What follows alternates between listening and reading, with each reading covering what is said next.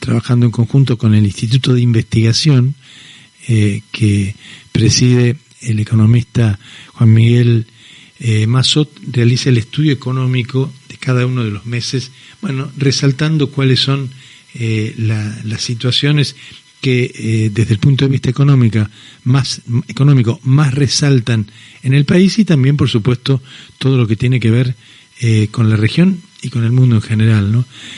Así que para charlar un poquito de temas que tienen que ver con la economía, le vamos a preguntar a Juan Massot básicamente cuestiones de la economía de todos los días, de esta economía que nos está afligiendo realmente mucho y que nos está preocupando cada vez más a los argentinos. Juan, buen día. Guillermo Hagestrom lo saluda. ¿Cómo le va? ¿Qué tal, Guillermo? Buen día. ¿Cómo le va? Muy bien. Muchísimas gracias por atendernos en este frío viernes. ¿Cómo anda? ¿Bien? Bien, lo más bien. Gracias a ustedes por llamar. No, por favor. Bueno, Massot, ¿cómo están viendo? Después le voy a preguntar cositas puntuales que estoy leyendo acá en el informe de este mes, que lo tenemos ya publicado en la página de la radio, ¿no?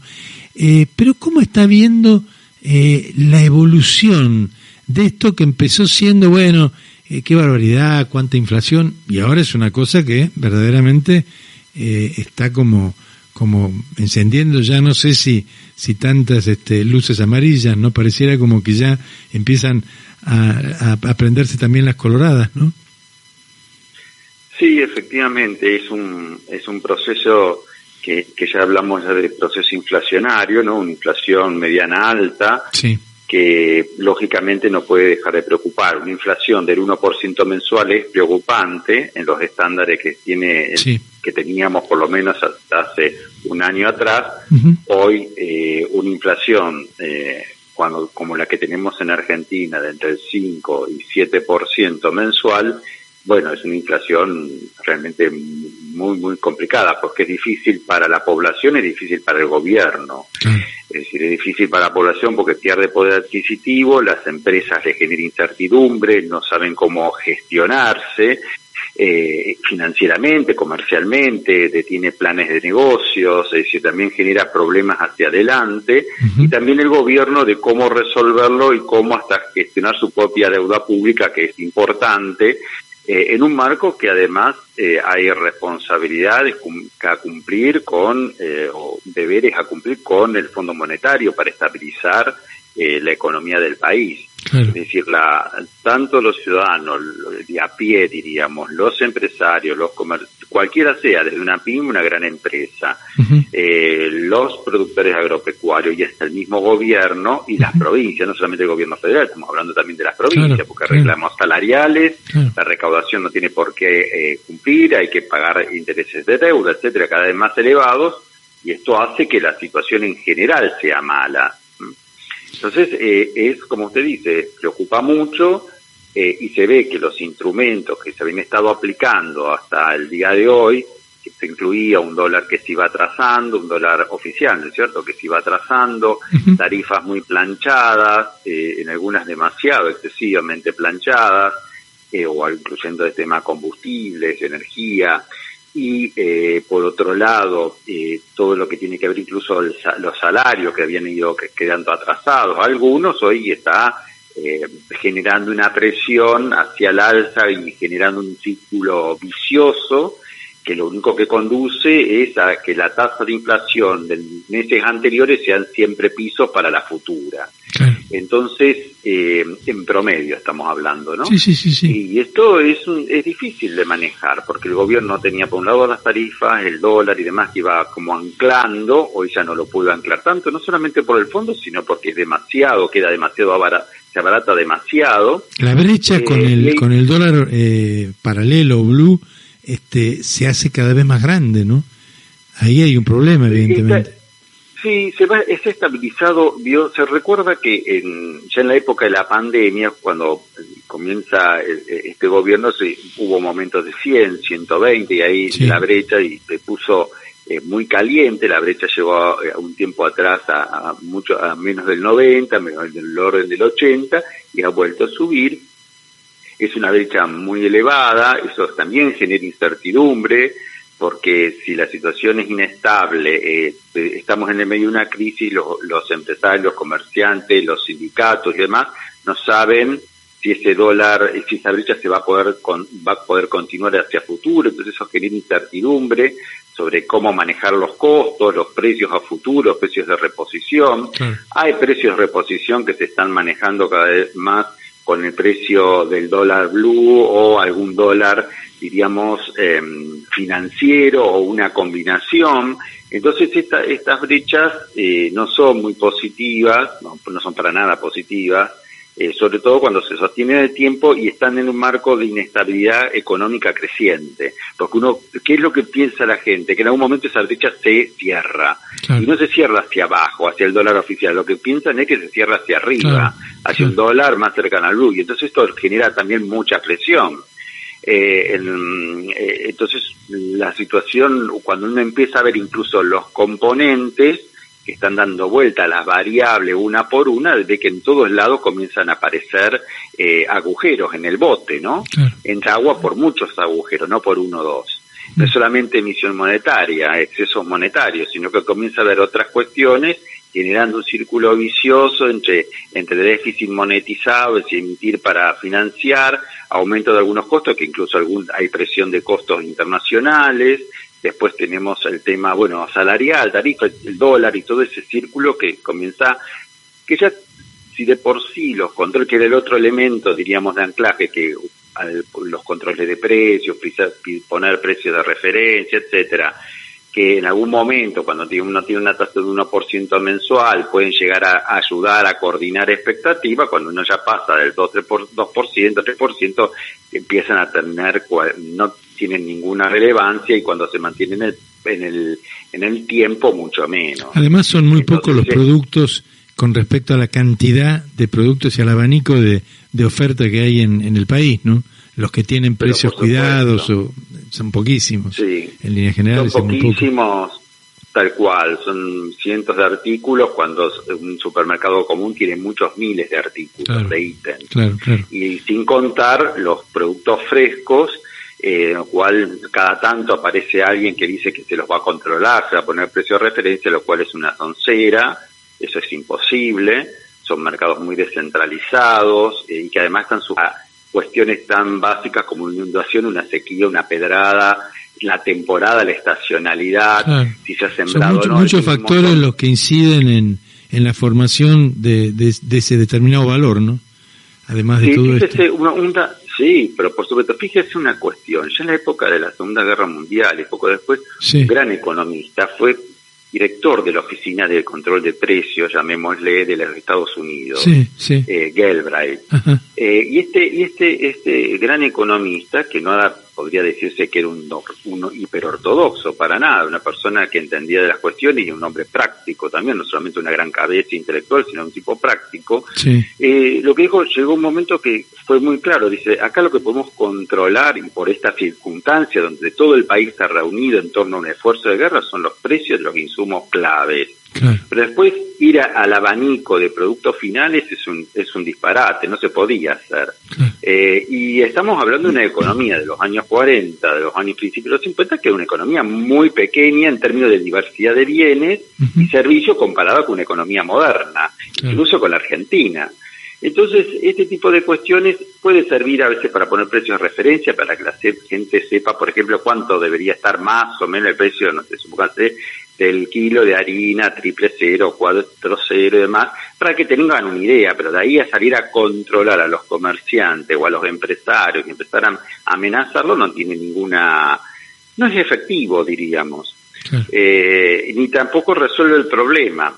Porque el problema es macroeconómico, no es un problema de las empresas, es un problema macroeconómico. Si uno no resuelve lo macro, este tipo de cuestiones no tiene relevancia. Hay algo que desde el gobierno, por ejemplo, insisten que no influye para nada.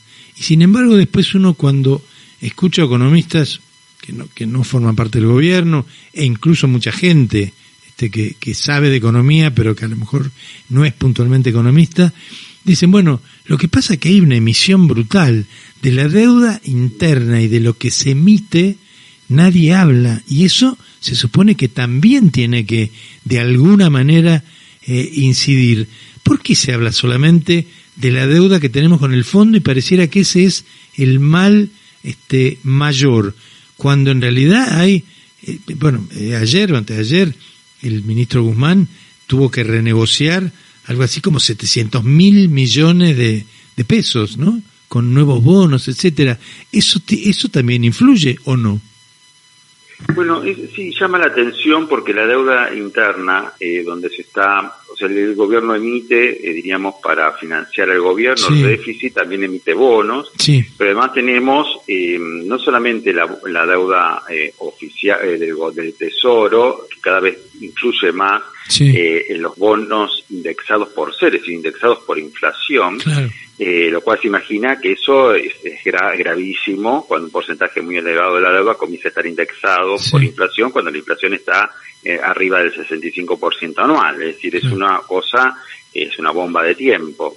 Y al mismo tiempo tenemos en el Banco Central las LELIQ, que son el instrumento de esterilización que ha utilizado el Banco Central, que está en manos de los bancos, de las mismas entidades financieras, que representa varias veces, digamos, la misma base monetaria, que también tiene este tipo de indexación. Entonces tenemos una deuda, ya sea diríamos del Banco Central como del Tesoro, indexada por inflación, y que es una cosa muy difícil de manejar. Una cosa es tener una deuda indexada por inflación al 8 o 9% anual, otra cosa el 65% anual, o arriba del cerca del 60-70% anual. Claro. Es una locura. Sí, que es gravísimo.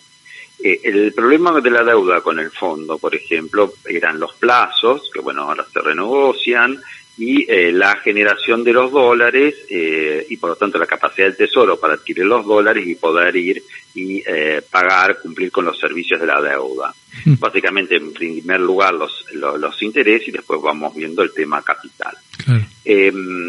Ahora, el otro tema es la deuda en pesos indexada, que está tanto en manos diríamos, del sector privado, pero también, por ejemplo, del ANSES y de otros organismos públicos, y de los bancos, que la deuda emitida por el Banco Central, para en este proceso esterilizar los excedentes monetarios. Claro. Y esas son dos bombas, diríamos, importantes, que no sé, porque si la gente no lo toma en cuenta y ya se sientan sobre el fondo, ¿por qué? Porque es el malo de la película, diríamos, está fuera y es como que es la suma de todos los males, diríamos, ¿no? Entonces uno puede focalizarse ahí, diríamos, más desde el manejo de la información, o el manejo un poquito, si quiere, si me permite, medio psicológico de la cuestión, uno puede enfocar el mal y depositarlo en alguien que está fuera. Claro. Y que en muchos lugares, y en Argentina particularmente, pero no en la Argentina únicamente, le podemos decir que es responsable de todo. Pero usted verá, como bien dice, hay una deuda del Tesoro y una deuda del Banco Central que es fenomenal y encima está indexada en un porcentaje, en el caso del Tesoro, un porcentaje cada vez más elevado. ¿Y por qué los inversores prefieren ese tipo de deuda del Tesoro? Bueno, porque ni siquiera las tasas de interés les resultan interesantes, mucho menos tasa fija. Como eso ha ido cambiando este año y los últimos meses, digamos, del año pasado y empecé ahora, en el mes de abril y mayo, ha ido cambiando. Cada vez los inversores prefieren más este tipo de deuda porque las tasas de interés no son atractivas y lo único que saben que puede ser que le mantenga al menos el capital es la tasa de inflación. Claro. No, si no gano, al menos que me mantenga el valor del capital. Por lo menos mantengo lo que tengo. La situación económica del mundo, ¿no? Y puntualmente todo lo que está generando la invasión de Rusia a Ucrania, que es justamente una zona donde más genera muchísima materia prima, ¿no? Commodities, etcétera, que van no solamente a Europa, a muchísimas partes del mundo, ¿no? Toda esta situación hace también más complicado el combo que nosotros tenemos ya internamente, ¿no? Varias reflexiones por lo que usted dice. Primero, desde el punto de vista financiero, usted ha visto que, bueno, esta crisis, pero también sumado a las cuestiones inflacionarias del mundo, que ya vienen más allá de la crisis de Ucrania, o de la guerra en Ucrania, porque viene por los excedentes monetarios que no se retiraron a tiempo. Por la pandemia, ¿no? El arrastre de toda la pandemia. Claro, de la pandemia, el COVID, el desabastecimiento de bienes finales de insumos derivados de Asia, los problemas de containers. ¿Se acuerdan que el primer caso más resonante fue el caso del canal de Suez, pero después apareció, ya estaba el tema de containers, y había un exceso de demanda de bienes y servicios en el mundo, y claramente financiada, porque había generado un problema de emisión monetaria que no se retiró, había una política monetaria y fiscal muy relajada, que sorprendió acelerando la tasa de inflación antes del tema Ucrania. Ucrania lo que vino a hacer, el caso, diríamos, de esta guerra, fue acelerar y poner condimentos adicionales, que es la falta de golpe y porrazo, la restricción en el abastecimiento de petróleo, gas, cereales, algunos cereales y lo que es el aceite de girasol, y otros como puede ser carbón, etcétera. Es decir, ahí hay un tema que se sumó a todo lo que venía. Ahora bien, en el caso argentino, desde el punto, si uno mira lo estrictamente financiero, que la suma, el avance o el aumento de las tasas de interés internacionales, reflujo de capitales hacia, básicamente hacia el dólar y algunos otros activos, tiene un límite, porque la Argentina no participa de los mercados financieros, de los mercados de bonos internacionales. Tenemos muy poco que hacer ahí. Entonces, no es uno que le pega igual que a países como puede ser Chile o Colombia, países que participan en ese mercado. Es mucho más limitado. Y en el caso del comercio internacional, nosotros, por un lado, somos proveedores de este tipo de bienes y nos beneficia mucho por los precios, los términos de intercambio de la Argentina. La última medición del INDEC, que son datos muy serios, diríamos, lo único que tenemos en el país en ese tema, y además están bien calculados dentro de lo que es la metodología internacional, son los más altos de la historia. Es decir, la Argentina nunca tuvo términos de intercambio. Estamos hablando desde las mediciones, las estimaciones que se hicieron desde la época desde el siglo XIX. Nunca quiere decir que estamos para que estamos para florecer, como ocurrió en ciertos momentos, diríamos, de la Primera Guerra, los años 20, etcétera. Tenemos un viento de cola impresionante. Esa es la realidad, ¿no? Tenemos problemas de restricción de oferta. A veces por problemas climáticos, a veces por falta del incentivo, incertidumbre para invertir, etcétera. El hecho de tratar de colocar retenciones tal vez excesivas, porque por supuesto hacen falta dólares al país, le hace falta dólares, y la forma es, bueno, coloco retenciones, de esa forma me quedo con, o el Estado se queda con tanto. Ahora, ¿no es un poco un arma de doble filo esto? Porque le quita el incentivo al productor de decir, bueno, voy a recontraexprimir el campo para poder exportar muchísimo más, ¿no? Eso serían dólares también que ingresan, ¿no? Claro, fíjese, el otro elemento que jugaba para completar esta idea, usted dice, de los precios internacionales, los precios de insumos efectivamente nos están impactando negativamente. La Argentina está importando gas, porque a precios siderales, porque comparado con lo que se pagaba unos años atrás, porque no tenemos gas. ¿Por qué? Por esto mismo que usted menciona, faltas de incentivos, marcos regulatorios razonables que permitan la explotación de gas. Porque el gas lo tenemos bajo tierra, pero lo tenemos. Claro, hay que sacarlo, y tenemos que tener las cañerías, diríamos, los ductos para que eso llegue, tenemos que tener los puertos adecuados, etcétera. Y con respecto al sector, entonces hay una doble cara, pero en principio es muy positivo. Tendríamos que mejorar los mecanismos de incentivo para los sectores exportadores y los sectores que compiten con importaciones. Ahora, si usted mira dentro de ese sector, recién veíamos el tema, digamos, hidrocarburos, vamos al sector agropecuario. Traigo a colación la devaluación de Krieger-Bacena, del ministro de Albert Krieger-Bacena en el 77. ¿Por qué? Porque es la más renombrada. Fue lo que se llamó una devaluación compensada. Se devaluó el peso a una nueva paridad más alta, el dólar oficial, diríamos, y se establecieron retenciones para que eso no se trasladase a la mesa de los argentinos, pero sobre todo por la composición de la canasta de este momento, que tenía mucho de trigo y de carne. Claro. Hoy el trigo y la carne participan de las exportaciones, pero nuestras exportaciones son mucho más diversificadas, incluso el sector agropecuario, y hay un sector como la soja que no participa, diríamos, la participación en la mesa del argentino es mínima. Entonces, ahí aparecen los otros elementos o disparadores de las retenciones. Uno es financiar al fisco. Claro. Más que desacoplar, que en algunos productos puede suceder, uno es financiar al fisco. El otro elemento, es cierto que cuando uno podría decir en ese sentido, si solamente, por ejemplo, todo el complejo aceitero, puntualmente el sojero, más que ahora que el girasol y demás, no tienen un vínculo específico con los precios argentinos, uno podría sacarle las retenciones y nada más, y suponiendo que el fisco estuviera en equilibrio, que no es el caso, pero uno generaría ahí un problema de rentabilidad relativa entre el sector que produce soja y procesa la soja y el resto de los sectores agropecuarios. Claro. Entonces todo el mundo terminaría produciendo soja, que en un momento, usted sabe, lo hemos vivido, años atrás ocurrió eso. Sí, pero después, por supuesto, produce el desgaste de la tierra, ¿no? Ahí hay que... Por supuesto, exacto. No hace la rotación. Claro, entonces ahí hay un elemento que uno, más allá del efecto recaudador que tiene las retenciones puntualmente sobre la soja, porque influye sobre la mesa de los argentinos, también tiene que equilibrar con los otros productos que sí afectan porque son, por ejemplo, el maíz, el trigo, la carne, bueno, porque afecta, diríamos... el consumo interno. El consumo interno, claro. Pero nuevamente... uno dice, bueno, yo ahí estoy afectando el consumo interno, ¿no sería conveniente repensar los mecanismos de incentivo para aumentar la producción? Claro, más que... sería mejor eso.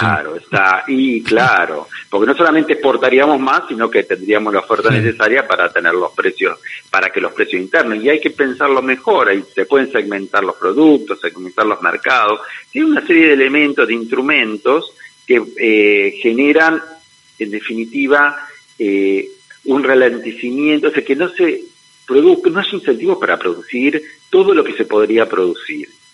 Cuando lo que tenemos es justamente, no podemos aprovechar las circunstancias beneficios del mercado internacional porque no tenemos oferta suficiente. Sí. No solamente de este tipo de productos, hay muchos productos que llamamos, entre comillas, de las economías regionales, que los negociadores argentinos consiguen abrir un mercado y después no tenemos producción para exportar. Sí. Volumen, porque los grandes compradores, estamos hablando por ejemplo de los países asiáticos, compran grandes volúmenes, no compran 5 frutillas. No, compran muchísimos contenedores y están muy atentos a que uno cumpla, ¿no? Con los contratos. Ni hablar, con los contratos, con la calidad. Claro, entonces ahí también, cuando entramos ya hay algunos detalles que también entra a jugar el sector privado. Por ejemplo, que la calidad sea homogénea, no estar haciendo trapisondas criolladas, diríamos, cuando se llenan los tambores, etcétera. En general eso no ocurre, pero cada tanto pasa y entonces el mercado se cierra. Entonces hay un problema de volumen de producción y para eso se requieren incentivos económicos y que esos incentivos económicos sean estables en el tiempo y eso no lo tenemos tal cual como lo necesitamos.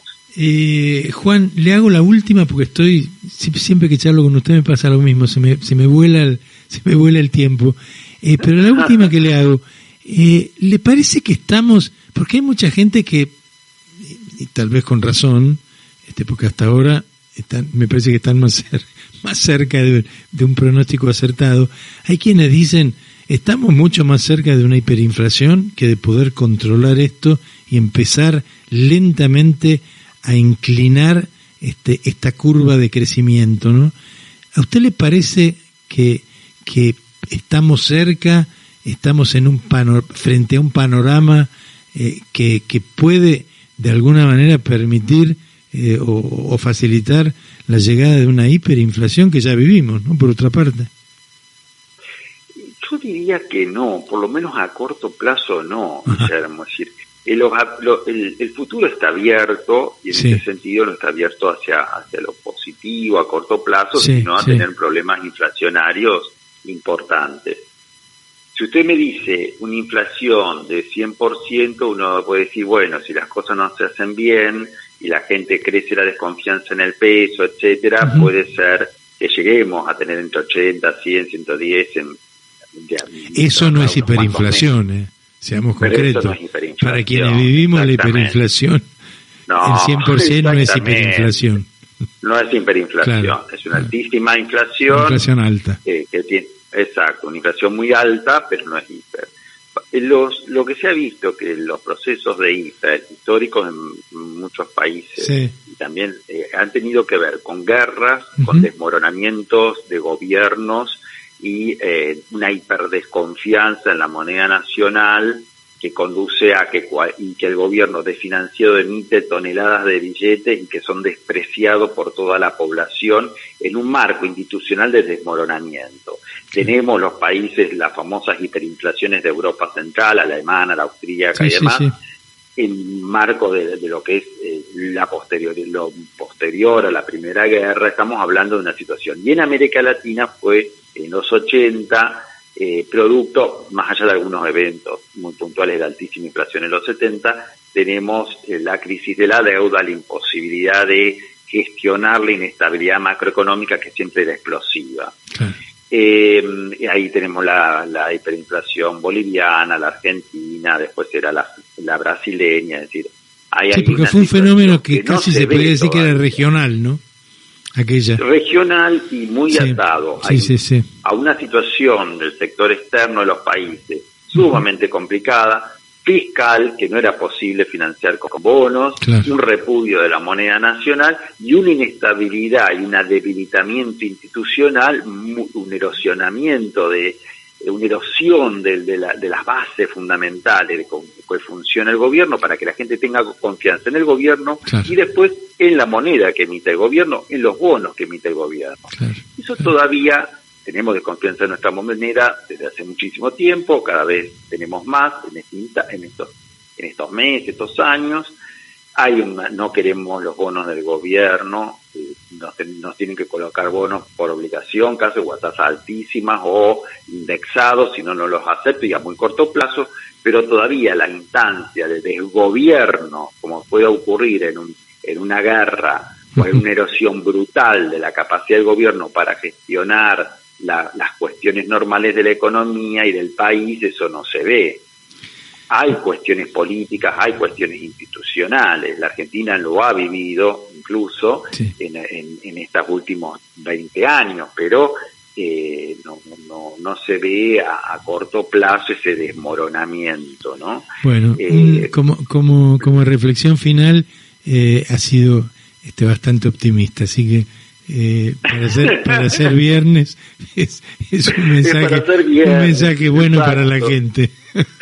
Claro, sí, yo creo que sí, no, por lo menos hasta diciembre, me imagino, puedo estar completamente equivocado, Guillermo. Ojalá que no.